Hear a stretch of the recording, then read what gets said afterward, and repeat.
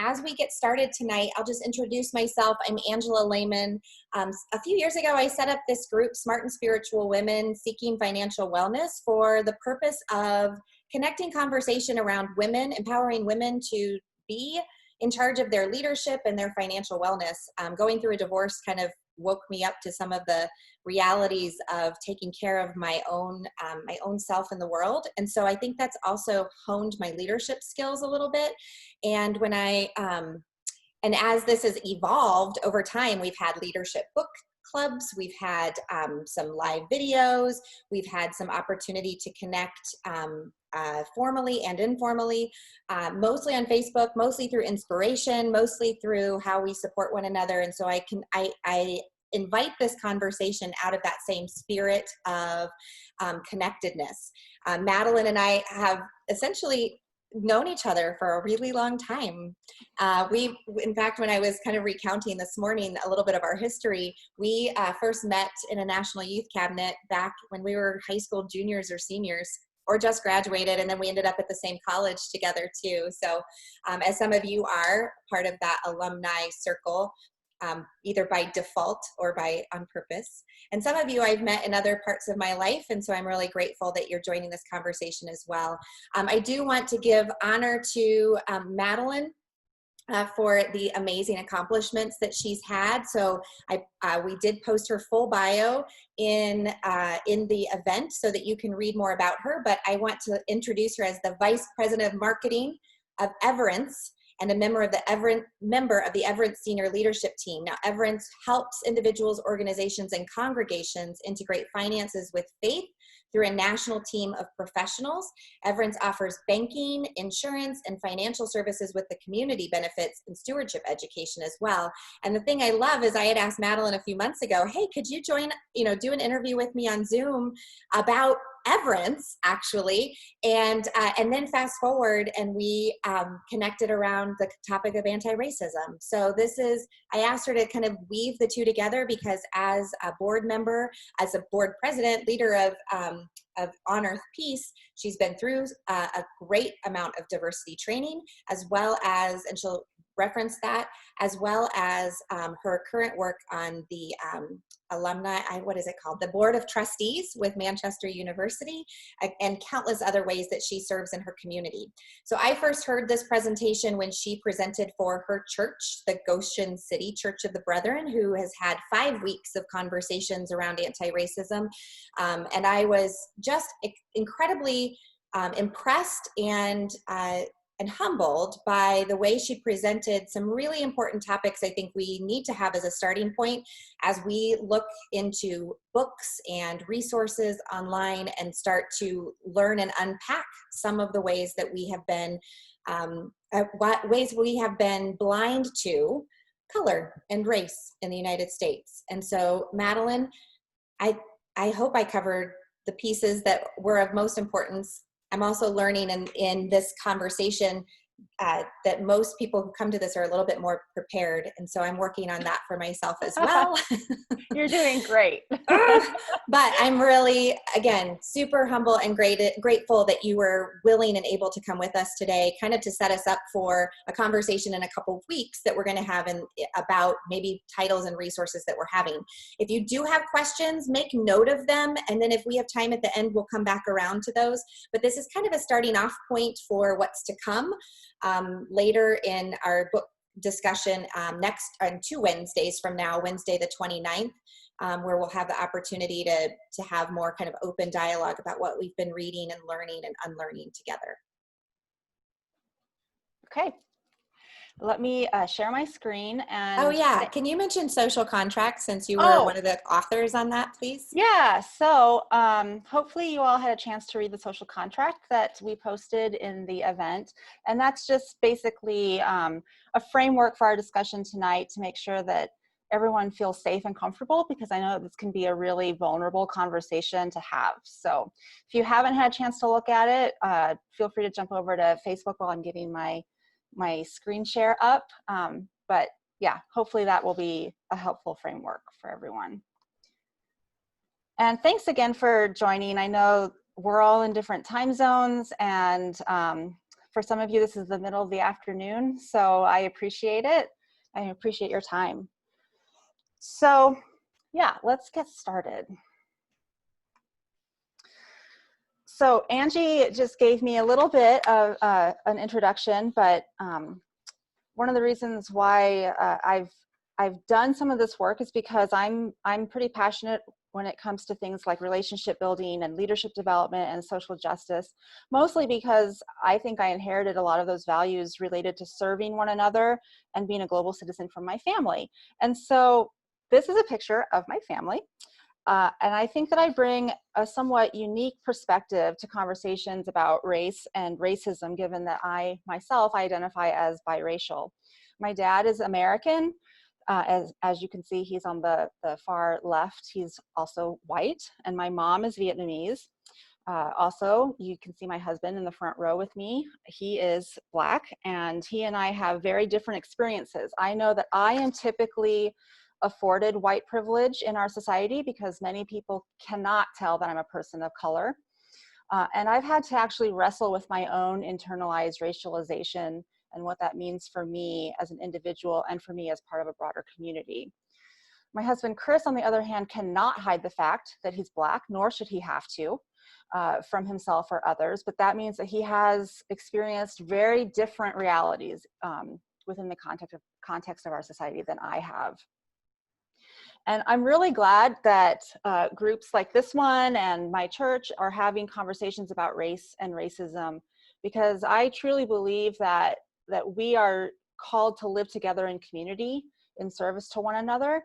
And so I think this is an important time for us to talk about what that means and what that has or has not looked like in our contexts to date. So it might surprise some of you that race does not actually biologically exist. Physical differences between individuals and groups of individuals are genetically so teeny tiny that scientifically they are actually meaningless. Race actually is an entirely made up social construct. It's designed to attach meanings to perceived physical differences. And it's become so entrenched in our lives that how we identify with race influences our experiences and shapes us. So it should come as no surprise that the earliest people who placed these labels on groups were white Europeans. And because historically it's been white people who have controlled the social order, the racialization of humans has led to normative whiteness, which is a key foundation to how racism is defined and enacted in our society. The social construct of whiteness has become transformed into what is considered our normal social, political, economic, and cultural behavior. In essence, so-called white culture and its norms and values have become the standard against which all other cultures, groups, and individuals are measured. So this is a timeline of, especially as it pertains to Black Americans, this is a timeline of our racialization and racism of African Americans in our North American context. And historically, racist views have justified the unfair treatment and oppression of people of color. We tend to think of this in relationship to slavery and racial segregation, Japanese internment, etc. But when we limit our understanding of race and racial justice to that, we can be led to believe that racism is only about individual mindsets and actions. But that is a limited understanding, and it can hold us back from recognizing how racism is baked into the way our society is built and how it functions. So that's what anti-racism and anti-oppression work is about. It's recognizing that racism still exists in our current reality, not solely in the form of overt racism, but in racist policies that continue to contribute to our polarization. And racist ideas in policy and practice have a broader impact on all of us because they hold us back from having equity in our systems and in our institutions. So a pretty common definition of racism is prejudice against someone based on skin color or ethnicity, and that it can be committed by anyone. And this is the definition of racism that I grew up with as a kid, and I suspect the same is probably true for many of you. But actually, this is not an accurate definition of racism. It's it's part of it, but it's inadequate because it highlights individual thinking and action, but it ignores the embedded institutional and cultural systems. So what's missing in that definition is the concept of power. Racism starts with racial prejudice, which is the set of discriminatory or derogatory attitudes that we have based on assumptions about different groups of people. Despite what some people might say, we live in a society that's structured as a hierarchy, and an expression of racial prejudice in words or actions always originates from somewhere in this hierarchy. And it's always directed towards someone in another location on that hierarchy. Then we add power into the mix. By power, I mean the authority granted through our social hierarchy and structures that is then used to enforce racial prejudices over other groups, so that the group at the top of the hierarchy receives more benefits and privileges than the other groups in the hierarchy. So in other words, racism is the systemic use of power on the basis of race. And racism is not only about social attitudes toward non-dominant racial and ethnic groups, but also about social structures and actions that oppress, exclude, limit, and discriminate against non-dominant groups. The social attitudes rationalize the discriminatory treatments. So usually at this point in the conversation or a dialogue, several questions or comments come up for some people. And so I just want to cover some of the most common ones that, that I've been part of. So first question, I've experienced discrimination as a white person from non-whites. Isn't that reverse racism? Well, reverse racism is actually a myth. It assumes that racism occurs on a level playing field, and it ignores the fundamental issue of who holds more power and privilege among those involved. So sure, expressions of racial prejudice can be directed towards white people individually or personally. And that's, you know, behavior that should not be condoned. But those expressions can't affect the white person's social or economic privileges and access. Another question is, I didn't know or I didn't mean to be prejudiced or racist, so therefore it can't be racism, right? And this is going to be, this might sound harsh, but intentionality is irrelevant. When it comes to racism, it's about the impact of the action or the inaction on those who have less power and privilege. So racism takes several forms, as I'm hoping you're starting to hear. Individual racism refers to the beliefs, attitudes, and actions of individuals that support or perpetuate racism in conscious and unconscious ways. Our US cultural narrative about racism typically focuses on individual racism and fails to recognize systemic racism. So examples of individual racism would include believing in the superiority of white people, or not hiring a person of color because, quote, something doesn't feel right, or telling a racist joke. Interpersonal racism occurs between individuals. So these would be public expressions of racism, like slurs or biases or hateful words or actions. Institutional racism occurs within an organization. These would be discriminatory treatments, unfair policies, or biased practices based on race that result in inequitable outcomes for whites over people of color and extend considerably beyond prejudice. These institutional policies often never mention any racial group, but the intent is to create advantages. So an example would be a school system where students of color are more frequently distributed into the most crowded classrooms and underfunded schools and out of the higher resource schools. And then there's systemic racism, which is the overarching system of racial bias across institutions and all of society. And these systems give privileges to white people, resulting in disadvantages for people of color. An example would be stereotypes of people of color as criminals in mainstream movies and media, and then how that kind of perpetuates into all parts of our thinking and our actions and our decision making. So the various forms of racism work in tandem with at least one other form to reinforce racist ideas, behavior, and policy. And when racism infects the very structure of our society, it can sometimes be difficult to detect. So some of this is actually from Ben & Jerry's, the ice cream company. They've published an article that calls out 7 examples of systemic racism, which I think is, they've done a really great job of condensing it into bite-sized, no pun intended, bite-sized pieces that are easy to comprehend. And so some examples of how it infects all of society, how racism infects all of society are some of these. First, the wealth gap in America. White families hold 90% of the national wealth, whereas Black families hold 2.6% and Latinx families hold 2.3%. So another way of saying that is for every $100 white families earn in income, Black families earn just $57.30. The second is employment.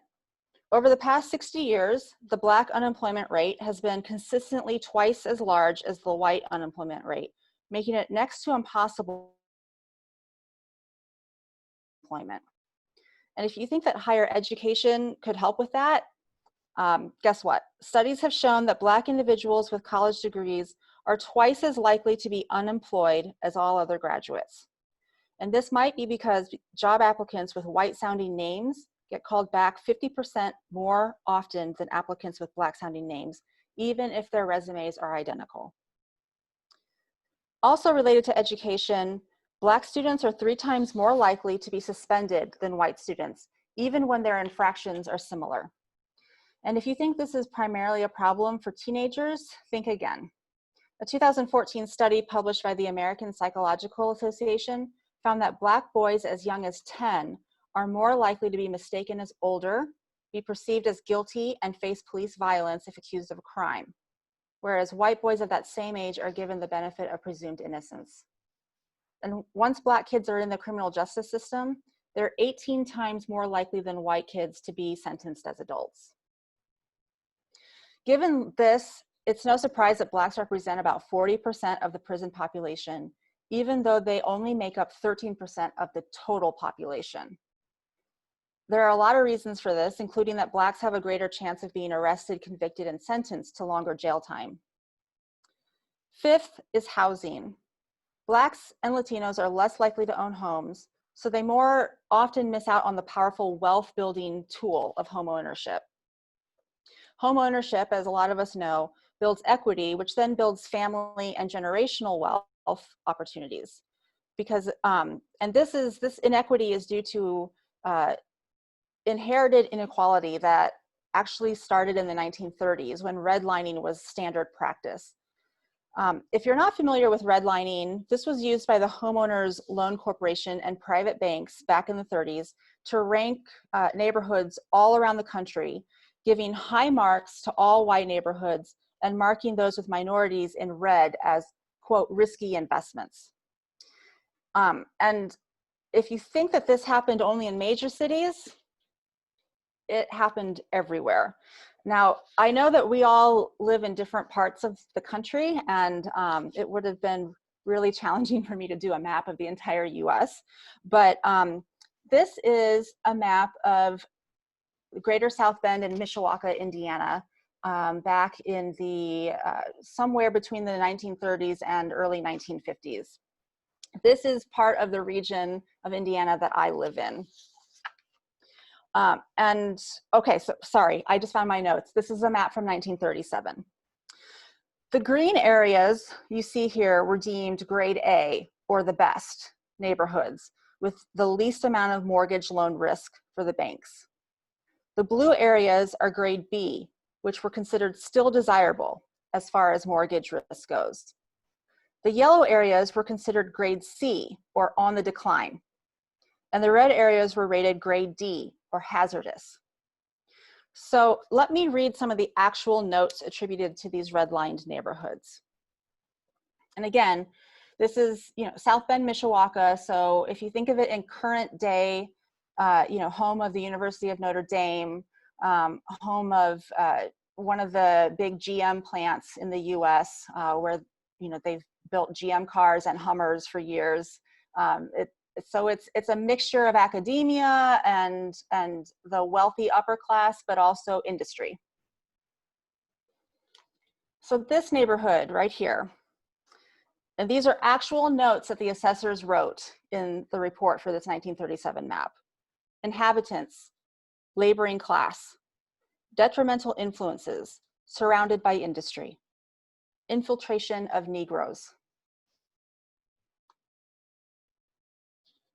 Negro laboring class, generally very poor type in every way. Negro and foreign-born laboring type. Age and obsolescence, type of inhabitants, and industry were detrimental influences to this neighborhood. Inhabitants of this tiny little red line neighborhood were laboring class, 100% Negro. And it included clarifying remarks. This is a highly undesirable settlement of Negroes with only an outlet on Prairie Avenue. So basically only one way in, one way out, full of Black people. These redlined neighborhoods were considered ineligible for Federal Housing Administration loans. So this, in conjunction with the wide disparity in employment opportunities and income earnings between whites and Blacks, meant that people of color were excluded from the most legitimate means of obtaining a mortgage and building generational wealth. Okay, so back to the screen. The sixth example of systemic racism is surveillance. If you're white, you don't typically need to worry about being monitored by the police or other concerned citizens. But this is an everyday reality for people of color. Statistics show that Black drivers are about 30% more likely than whites to be pulled over by the police. And after 9/11, we've seen an increase in both legal and illegal surveillance of Muslims. The Ahmaud Arbery lynching in February didn't even involve law enforcement. It was just 3 white men who didn't like that Ahmaud was running through their neighborhood. And I have personally witnessed people of color being surveilled because they were just browsing in a store. And lastly, healthcare. A 2012 study found that 67% of doctors have an unconscious bias against Black patients. Black Americans are also less likely to have access to emergency medical care because the hospitals in their neighborhoods receive less funding and are staffed with less experienced practitioners. And Black doctors are less likely than their white peers to receive government grants for research. On top of that, people of color are more vulnerable to developing stress-related and chronic health issues, likely because they face racism in all its forms every single day of their lives. So Ben & Jerry's published their article because they wanted to address the widespread problem of systemic racism. And they wanted to encourage everyday citizens to do a better job of confronting it too. So now let's talk about how we can actually do that. A few weeks ago, my church watched a video of Jamar Tisby, who's the author of the book, The Color of Compromise. And in that video, he talked about how the path from being a passive non-racist to an anti-racist advocate is like the moving pedestrian walkways in airports. And I really appreciated that metaphor, not only because I've been in many airports, but because there really is a continuum of becoming an anti-racist. So think of this continuum as a dynamic scale with people moving back and forth across this continuum pretty frequently. We might be halfway between certain points on the continuum, or we might be further along the continuum when it comes to one element of society, but we might not know as much about another element of society, and so we might be further behind on the continuum for that particular context. So let me give you a sense of what it might look like to be in these various points on the continuum. And this is something I know Ange appreciated when she saw this presentation. I know there's a lot of text on here. On an individual level, a passive non-racist may be someone who's friendly and courteous to people of all backgrounds, whereas an active non-racist would be someone who might refuse to participate in racist or derogatory remarks. An ally then would call out those racist and derogatory remarks. At the community level, a passive non-racist might state that they value diversity within their community, whereas an ally then might take that a couple steps further and intentionally live in a neighborhood with people who look different from them. And an anti-racist might put their time, their talents, and energy into advocating for equitable distribution of power, resources, and opportunities within their community. At the institutional level or systemic level, a passive non-racist would know who in their networks might be working towards racial justice. An active non-racist then might take personal actions to promote equity, like signing online petitions or sharing informative articles on social media. An ally might evaluate how they contribute to systems of oppression and take steps to change that in their life. For example, maybe choosing where they get their news from, or making sure people with different perspectives are part of decision making. And an anti-racist might take it even further by joining groups or organizations that are actively dismantling oppressive systems. So Ange mentioned that I've had several experiences and I've been trained in anti-racism. I don't claim to be the most well-trained or well-versed person doing anti-racism work out there. There are many, many people doing anti-racism work who are amazing, and I really look up to them.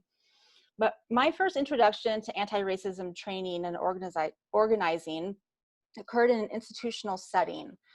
For 9 years, I served as on the board of On Earth Peace, which is the peace and justice agency for the Church of the Brethren, which is a church denomination that Ange and I and some others on this Zoom are members of. And On Earth Peace's work is focused on helping churches, schools, communities, groups, and individuals who are ready to learn and use active nonviolence to respond to conflict, injustice, and violence. And for 5 of the 9 years that I was on their board of directors, I served as their board chair. And it was during that time that we, as an agency, committed to becoming an anti-racist organization. Now, it might seem odd that a peace and justice organization would need to work on becoming anti-racist. But we, at the time, recognized that our organization was created by white men in a predominantly white culture within a society that gives more power and privilege to white people. So in 2013, the board and the staff all participated in an anti-racism training as one of our first steps to help us learn more about how racism, power, and privilege have become ingrained within our society and within our institutional structure. The training was facilitated by a group called Crossroads Anti-Racism Organizing and Training, which is a nonprofit group that provides, you guessed it, organizing and training and consulting to institutions wanting to dismantle racism. The photo that you see at the bottom here was taken during that initial training. It was an intensive education that took about 3 days, and it included some really difficult conversations about power, privilege, conscious and unconscious biases, experiences of people of color and whites. I'll be honest, there were tense situations. There were times of tears, times of disagreement, and it was both sobering and empowering because we finished that training with a completely new understanding of how institutional and systemic racism is so pervasive in our everyday lives. So following that training in 2013, On Earth Peace then began analyzing and auditing its internal policies and procedures, identifying those that maintained white power and privilege. And the organization began creating a strategy to dismantle its internal oppressive systems. This includes things like requiring all new board and staff members to participate in anti-racism training, holding board meetings in locations where people of color are the majority, aligning their hiring policies and practices with their anti-racist commitments, and building anti-racism and anti-oppression analyses into all of their staff program planning and implementation and reporting. In 2016, just as I was stepping off the board, On Earth Peace formed their anti-racism transformation team, which is a racially diverse, all volunteer team made up of board members, staff, constituents, and supporters. And they're tasked with guiding the board and staff in further becoming a transformed, inclusive, multicultural, anti-racist institution. They're the ones that are holding On Earth Peace accountable to its anti-racist vision and commitment. And this is hard work, and it's not perfect work, but I commend them as an organization for taking the steps to try and do a better job. I've also been involved in anti-racism work for my employer, Everence. As Ange said, Everence is a comprehensive faith-based financial services organization We were actually founded by the Mennonites 75 years ago. We're celebrating our 75th anniversary this coming Sunday. Today, we serve over 78,000 clients and more than 30 church denominations and networks across the country. And we have a national team of financial and stewardship professionals who help individuals and organizations and congregations integrate their faith and their values with their financial decisions. Our products and services run the financial gamut, from credit union and banking services to health insurance. We have our own socially responsible mutual fund family. We do investment and asset management services, planned giving services, estate and retirement planning, financial planning, and stewardship education. And we're made up of about 10 different entities, all of which fall under our 501c8 nonprofit fraternal benefit society status. If you're not familiar with that, I wouldn't be surprised if you're not familiar with that. It's a legal designation. We were one of the last organizations to get this designation from the government. It basically means that we're a member-owned organization and that we funnel the money that we would have paid in taxes if we were a for-profit corporation to community programs and grants. If any of you are familiar with Thrivent Financial, they're technically under the same fraternal benefits umbrella that we are, except that they were originally founded for Lutherans, and they're a Fortune 500 company. Everence is not a Fortune 500 company. But in the world of fraternal benefit societies, Thrivent and Everence are kind of known as like the big players because we've been around for so long, and our member base is much larger than some of the other smaller fraternal benefit organizations that are out there. So I've represented Everence at Mennonite Church USA's Hope for the Future gatherings, which is a gathering, it's a supportive community for current and emerging leaders of color in the denomination so that they can have open conversations about systemic and institutionalized racism. Previous Hope for the Future gatherings have also included conversations with white allies from the various Mennonite Church USA agencies and organizations about how we can work together to address racist policies and practices within our contexts, and how the church can stand up and support those who are oppressed and marginalized. Within Everence itself, I've been involved at the senior leadership level in developing strategies to foster a workforce that values and reflects the growing diversity of generations, cultures, and talents, and strategies around developing client relationships beyond our traditional European communities. I've also led the development of our corporate guidelines for anti-oppressive communications, which are designed to help us ensure that we are intentionally inclusive in the ways we communicate about, visually represent, and share the stories of our members and clients. And this is one way that we can work at breaking that cycle of exclusion. And very recently, as in like the past few weeks, I've provided guidance to our CEO and my colleagues on the senior leadership team regarding our internal and external corporate response to the racial protests that have been happening across the country. So that's my story, but now how about the rest of you? What steps can you take to become more of an anti-racist advocate? Well, first, when we choose to be anti-racist, we become actively conscious about race and racism, and we take actions to end racial inequities in our daily lives. Being anti-racist means believing that racism is everyone's problem, and we all have to be part of the solution. Being anti-racist is different for white people than people of color. If you're white, being anti-racist evolves as you acknowledge and understand your privilege, work to change your internalized racism, and interrupt racism when you see it. For people of color, on the other hand, being anti-racist means recognizing how race and racism have been internalized within yourself and interrupting patterns of prejudice against other racial and ethnic groups. Sorry, I need to catch up with my animation. I can make these slides available later too.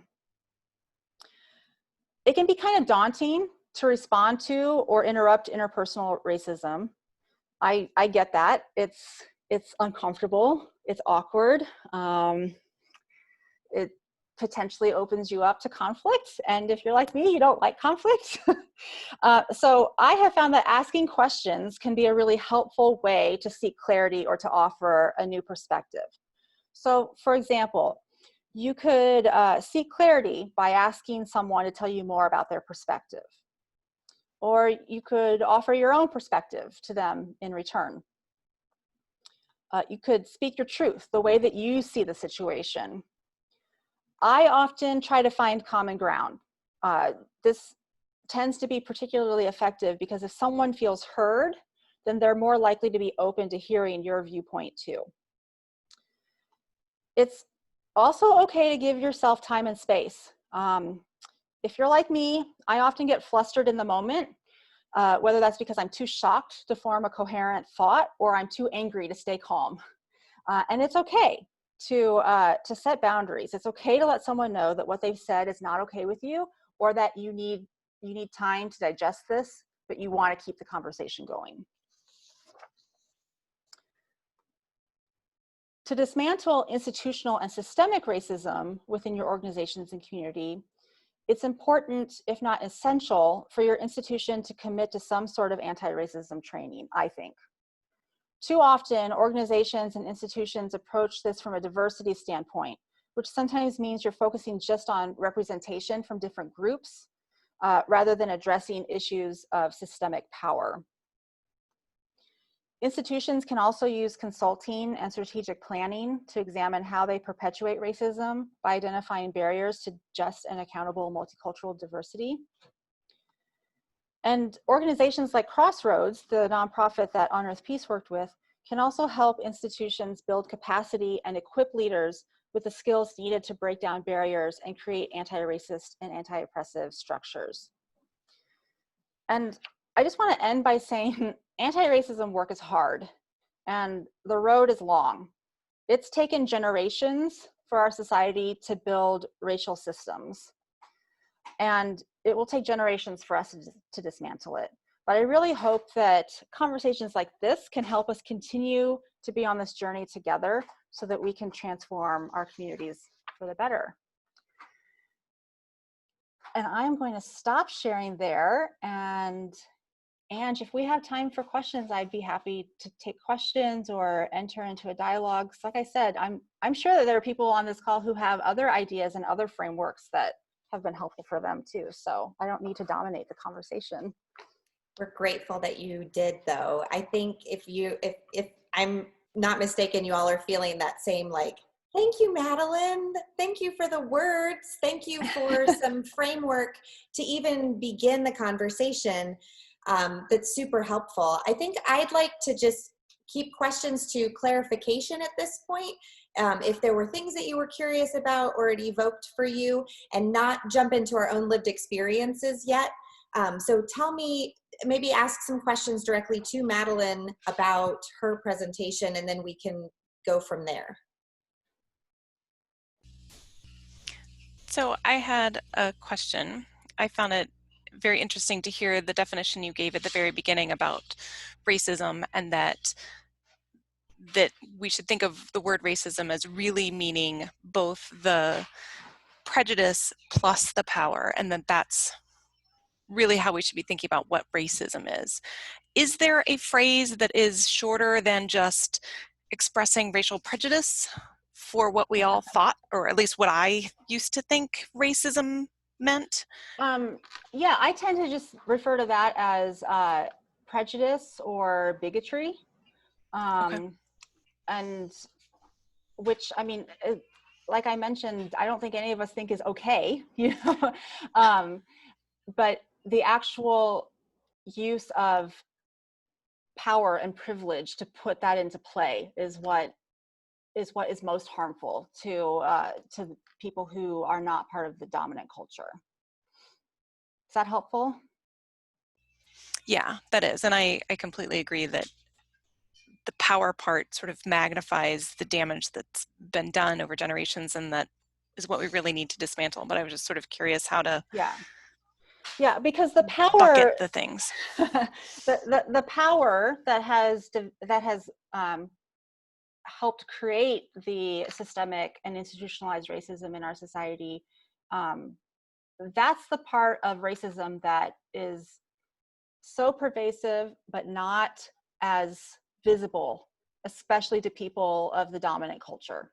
And so you can be the least prejudiced, the least bigoted white person ever, but you're benefiting from systems that have been built by previous people that were designed to leave others out.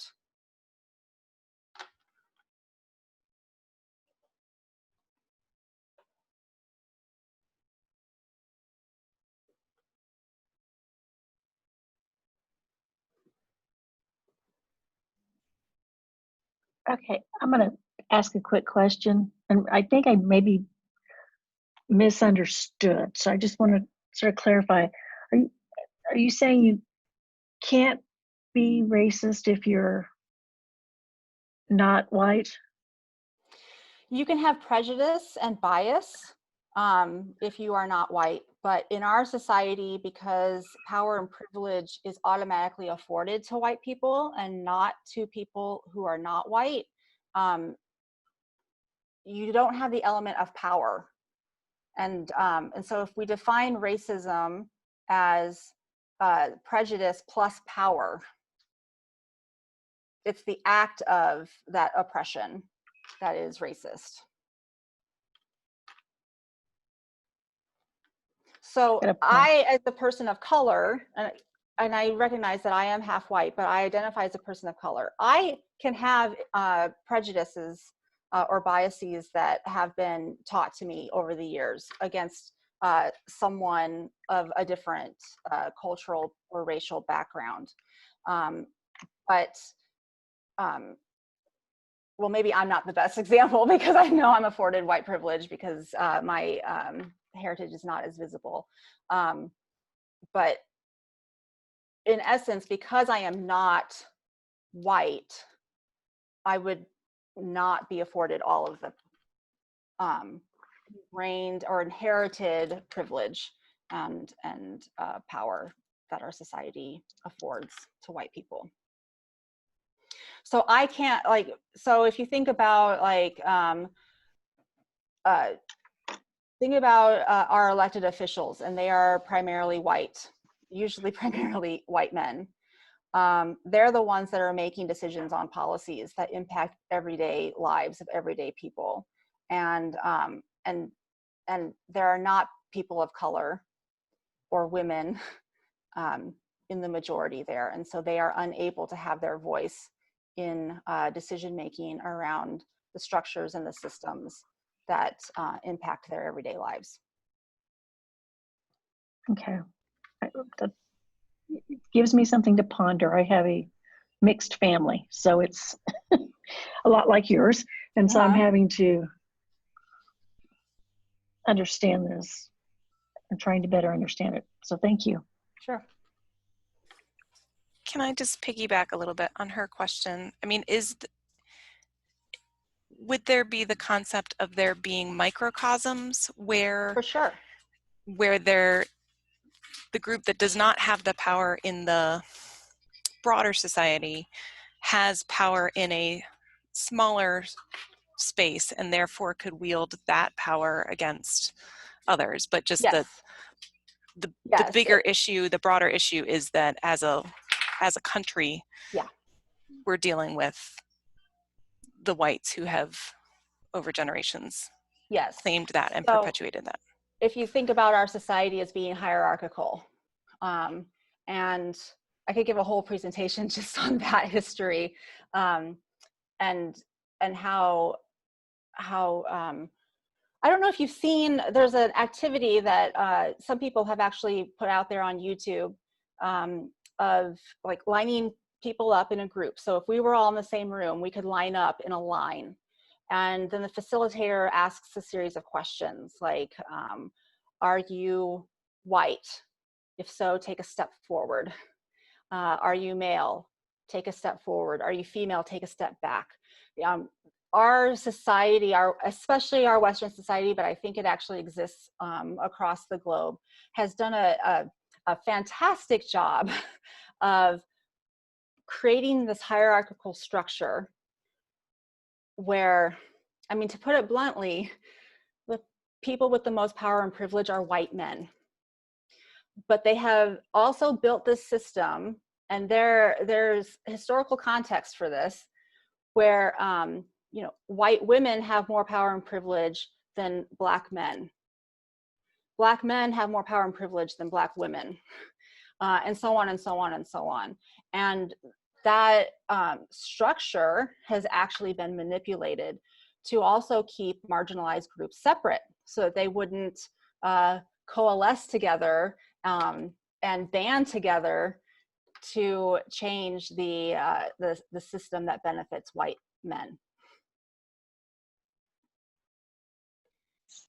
And I have a Jennifer made the question. caveat, straight white men too. Yes. Cisgender. Yes. Yeah. Yes. I have a question really quick. Tell me if it's too personal or like triggering. There has been a Facebook post that has gone around about Colin Kaepernick, and it said, you know why biracial people don't identify as white? It's because they can't get any special benefits by being white. They get them from saying, you know, they're Black or Hispanic or what have you.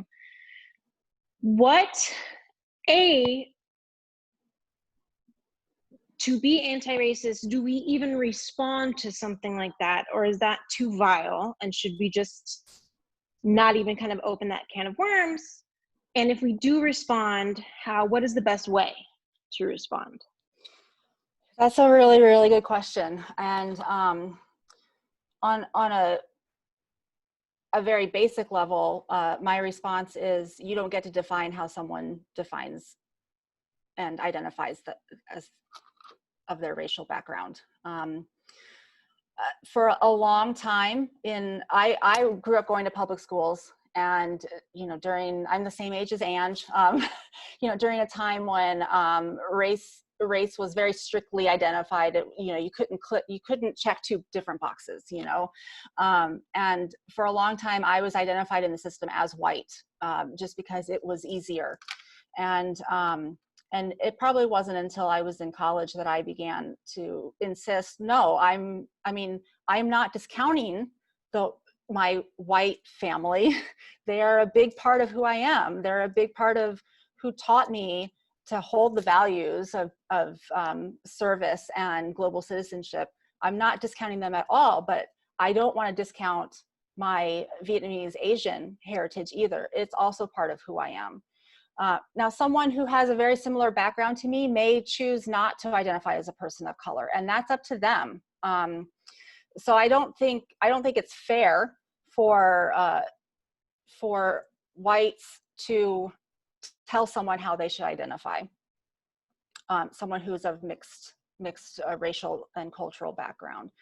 And then to get to the whole special benefits thing. Regardless of how we feel individually about things like quotas and stuff like that, because that can be a very heated debate.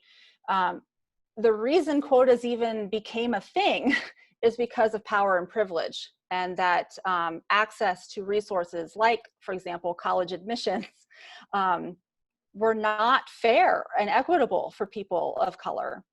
And it's an imperfect system. I'm not saying that it's a perfect solution, but it was an attempt by some institutions to right some wrongs and make access to resources and opportunities available to disenfranchised and marginalized individuals.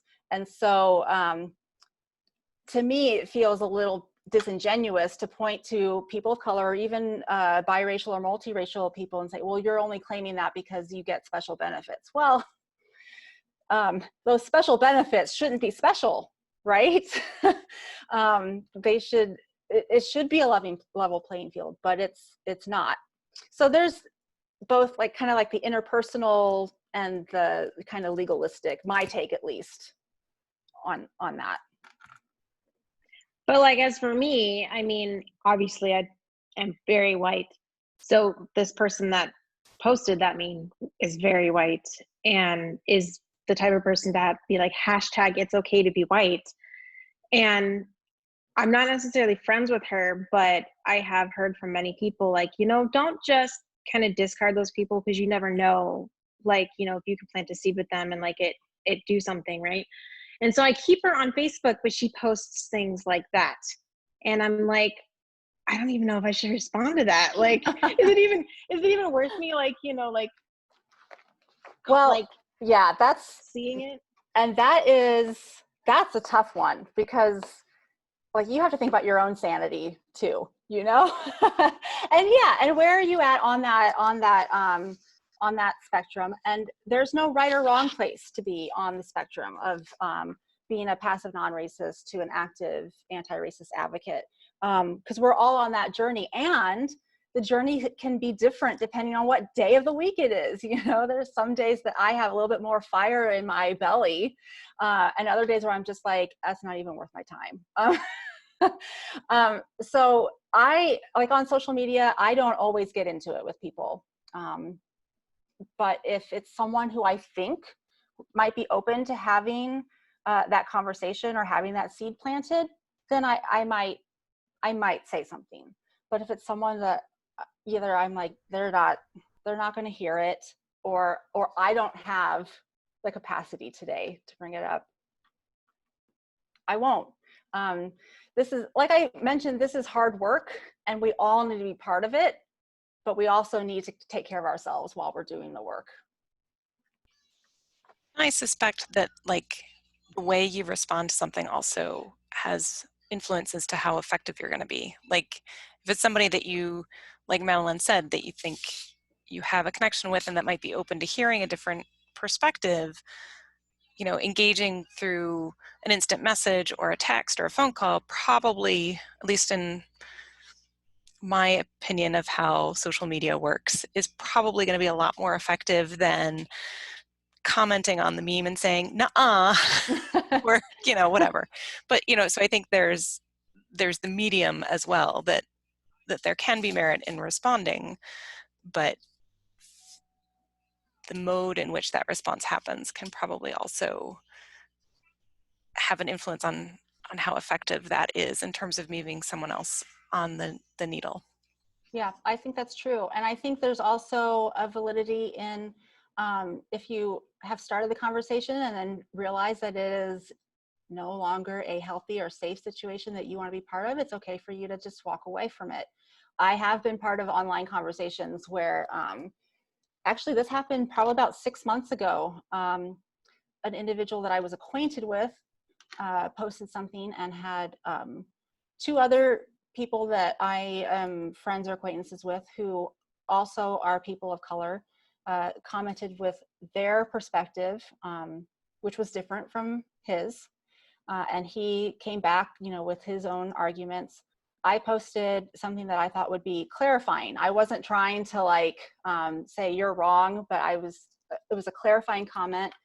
Again, he came back and discounted it. And I decided I had put enough energy into that particular conversation. And so I just commented and said, you know, you've now heard from 3 people, at least 3 people of color who have had extensive anti-racism training. I would hope that you would find some validity in our experiences, but it is your choice not to, but I am no longer going to put energy into this conversation. Well, and I just want to know me. It's hard for me to be that direct sometimes. Well, and I like me. and to your point earlier too, of, you know, entering the conversation at all to begin with, there are lots of teachings online right now that say it absolutely isn't a biracial or person of color's responsibility to teach us anything. I mean, by virtue of me hearing you present, I invited you today. I love that you bring a biracial perspective. If you didn't choose to feel comfortable having this conversation, you would have been able to tell me.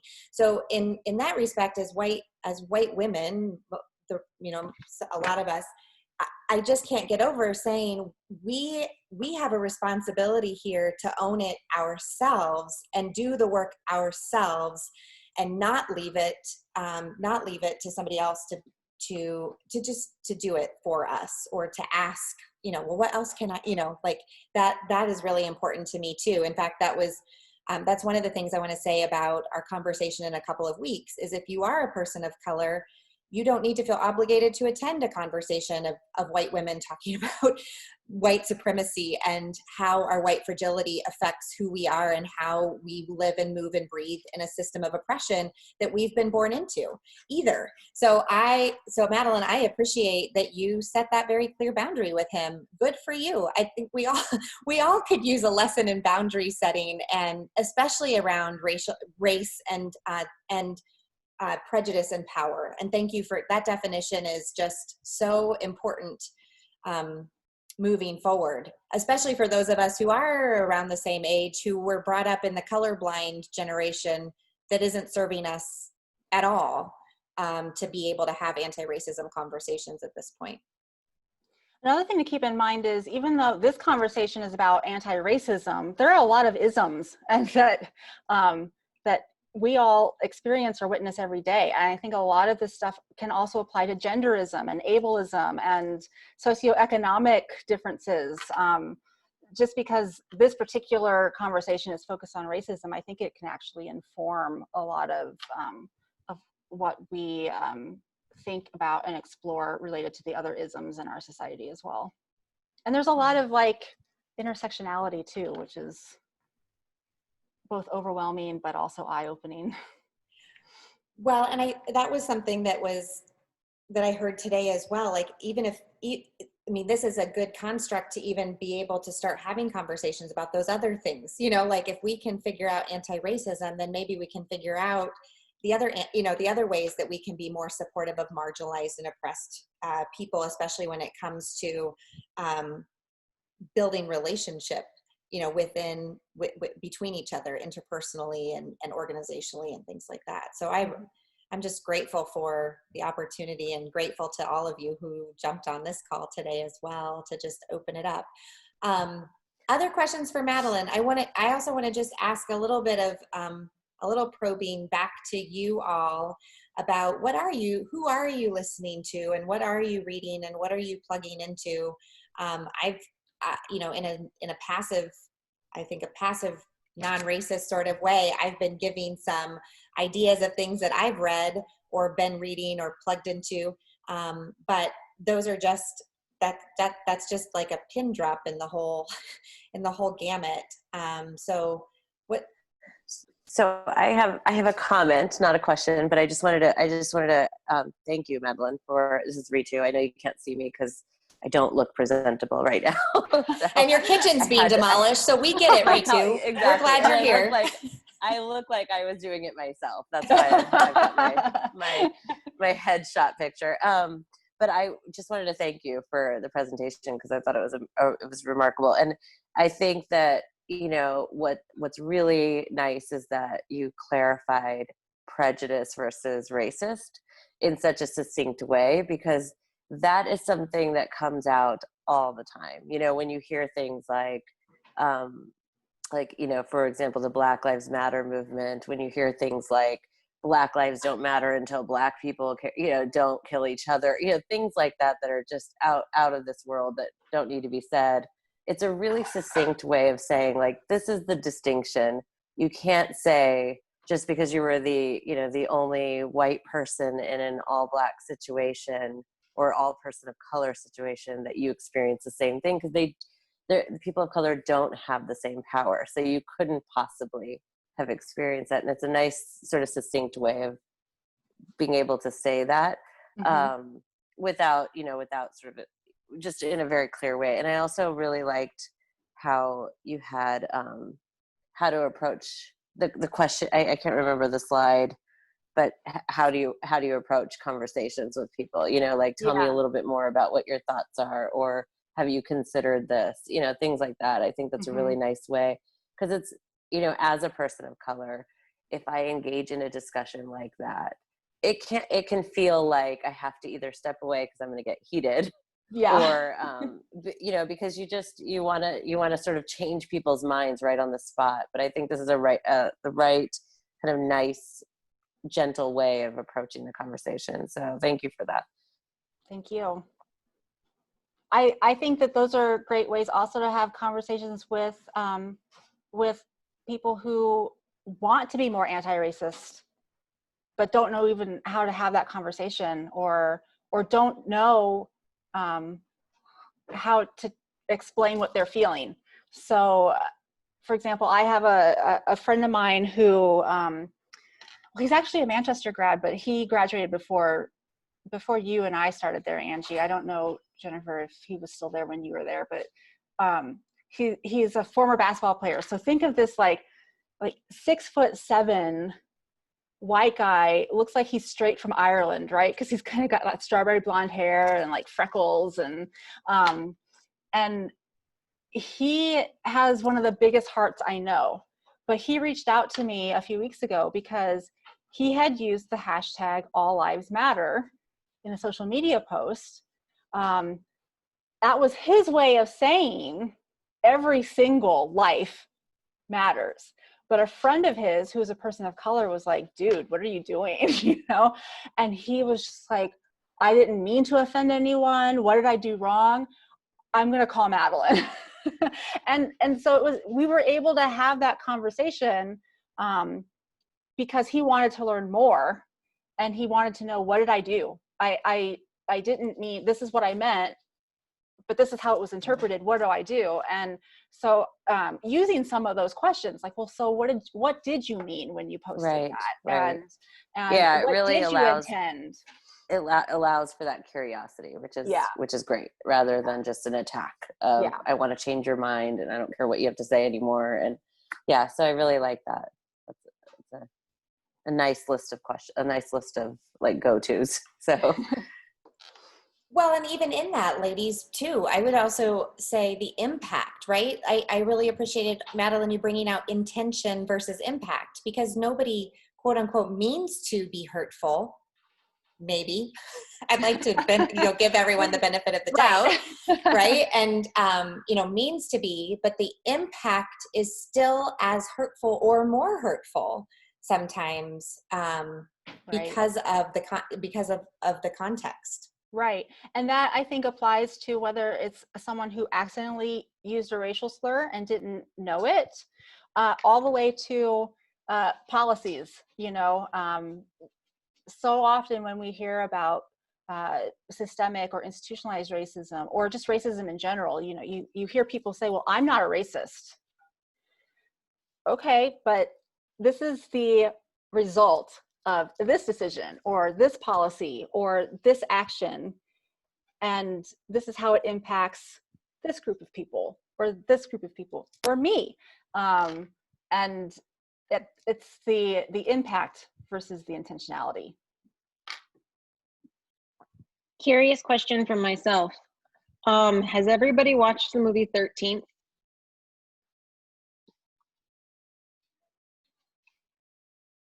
I've not seen it. Do you recommend it? Absolutely. It is insane.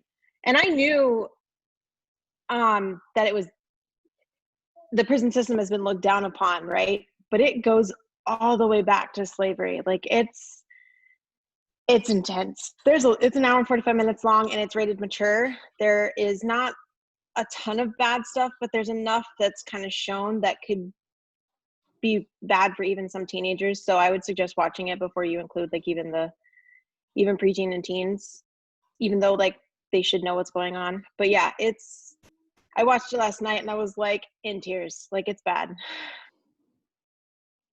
What's the name of the movie again? It's called 13th. It should be on Netflix as part of their Black Lives Matter like content, but it's 13th.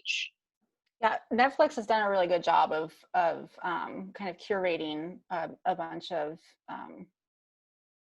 films and TV shows and stuff that would be really helpful. Just Mercy is another really good one. I highly recommend that one, that movie, or that book. Either one, it's great. Just Mercy? Yes. Okay. And that doesn't hurt that Michael B. Jones is in that. It doesn't or hurt Michael. Right. Right. Or Michael, what's his name? Michael B. Jordan. That's it. Yeah, Michael B. Jordan and Jamie Foxx. Yeah, right. Doesn't hurt at all. But and Just Mercy is a true story, but it's a very well done movie, and it is another look into racial inequity related to law enforcement and the prison system. When They See Us is also a really good docuseries. That one, Yes. that's really difficult to watch, actually. Yeah. But because it's against children and how insidious the system can be. If you watch there's an Oprah special that kind of follows up with the actual folks who were men who were incarcerated or exonerated. Yeah.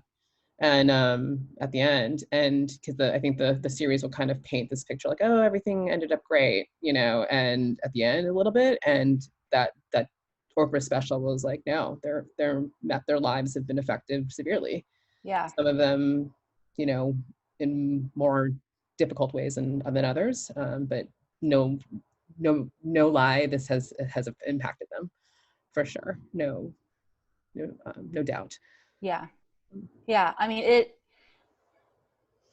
even for for Black men who have never been in the prison system, it has impacted the way that they think and their awareness of how they are perceived in society. I shared in my presentation that statistic that Black boys as young as 10 are often seen automatically as guilty or as dangerous, whereas white boys at age of 10 are given the benefit of the doubt, are still seen as children. Anecdotally, in the African American community, it's pretty common knowledge that the most dangerous time to be a Black man, and I use that word on purpose, Black man, is between the ages of 15 and 40.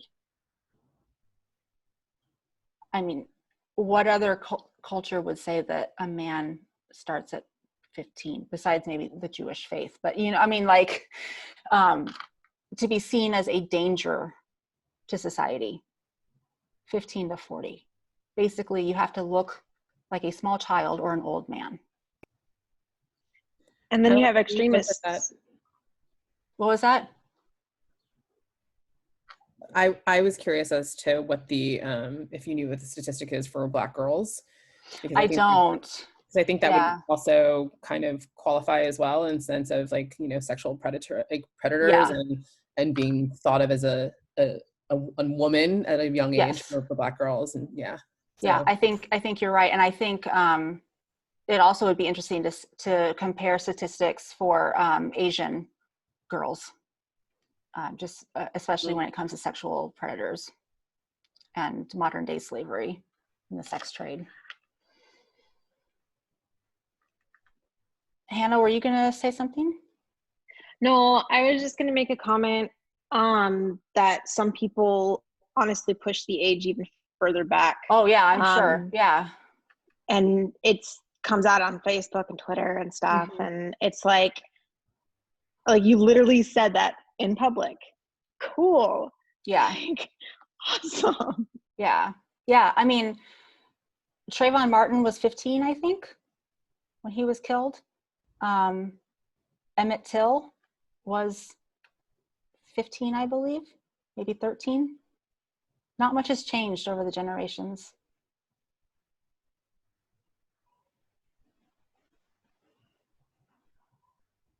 Ahmaud Arbery was what, only like 20 something? I want to say he was 25 or 28. Yeah, I mean, that's still not old, No. So young man. And the fact that his perpetrators came out, that it was like he was guilty. Like, well, any good American would have chased him down. He didn't even do anything. Right. But they were caught on tape saying, well, any good American would have hunted him down. No, they wouldn't have. Yeah. Yeah. I mean, I know as a woman, when I go out running, like I'm conscious about what time of day I go out running, but I'm not, and what, if there are other people around, but I don't think that I'm going to be killed just for going out for a run. Yeah, I don't know about any. Oh, sorry. I was just going to thank you again for just bringing the conversation to our to this group, and to y'all who came live for it. Thank you for being here and being part of it. Carissa, it's good to see your face. I know we were on the same training earlier today too, so I can't wait to chat sometime. But let's keep in conversation. I was really struck by the idea that this leadership piece, right? Smart and spiritual women who are faith-based, who are spirit-driven, who are business owners, and sometimes just, really aware employees and committed to changing the workplace, how we're having this conversation better. And so I've learned a lot today from you all, as well as from Madalyn's presentation, and I just am thankful again for you being here, Madalyn, and for just getting us started. Our format in a couple of weeks will be a little bit more open, a little bit more conversant. I'm going to try to figure out a way to make it not chaotic at the same time. I'm getting better I think I'm working on my facilitation skills through this as well. So I will, because I know I didn't direct a book in particular, but gave options. So we're going to come with different understandings. We're going to get some ideas from each other. And if this leads to more in August, I'm up for that as well, because I do believe it's our work to do, and to do in good faith with one another. And if this is an accountability team, like you were sharing, Madalyn, that the On Earth Peace Group has, or you've done with Everence, to form an accountability group of transformation and awareness, I think that's key to growing through this experience. Part of growing through this experience, not the only key. And anyone have anything for the good of the order to sign us out tonight? That blessings on your evenings or days, wherever you are.